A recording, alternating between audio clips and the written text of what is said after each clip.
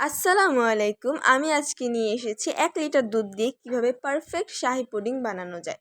এখানে আমি 1 লিটার দুধ নিয়েছি, এটাকে জাল দিয়ে আমি হাফ লিটার করে ফেলবো। এরপর যেই পাত্রে আমি পুডিংটা সেট করব সেই পাত্রে আমি ক্যারামেলটা তৈরি করে নেব। ক্যারামেলটাতে যখন আপনার পছন্দের মতো কালার চলে আসবে তখন এটাকে সেট হতে রেখে দিবেন। এই পর্যায়ে আমি একটি পাত্রে 4টি ডিম নিয়ে নেব। আপনারা চাইলে 5টিও দিতে পারেন আপনাদের পছন্দ মতো। এখন আমি ডিমগুলোকে ফেটিয়ে নেব। এরপর আমি 1 কাপ পরিমাণ চিনি দিয়ে নিলাম। আগেই বলে নিই আমার চিনিটা হলো আখের চিনি, যার কারণে এরকম কালার। এরপর এর ভিতরে আমরা আগে থেকে জাল দেওয়া দুধটা দিয়ে দেব।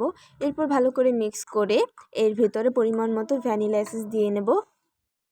আমরা আরও কিছুক্ষণ মিক্স করে নেব।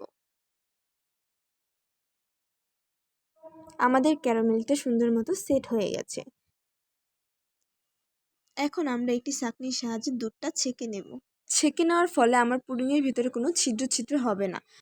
একটি হাঁড়ি নিয়ে হাঁড়ির ভিতরে কাপড় এবং বাটির অর্ধেক পরিমাণ পানি দিয়ে 30 মিনিটের জন্য বসিয়ে দিলাম। কাঠির সাহায্যে চেক করে নিলাম আমার পুডিংটা হয়েছে কিনা। এরপর আমি ফ্রিজে 2 ঘন্টা রেখে নামিয়ে নিলাম। ছুরির সাহায্যে আমি পুডিংটাকে ভালো করে ছাড়িয়ে নেব যেন ভেঙে না যায়। তো এখন দেখা যাক আমার পুডিংটা কেমন হয়েছে।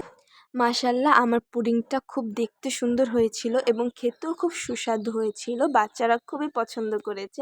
আমার মেহেরাব তো খুব পছন্দ করে পুডিং, তাই বিশেষত ওর জন্যই বানানো।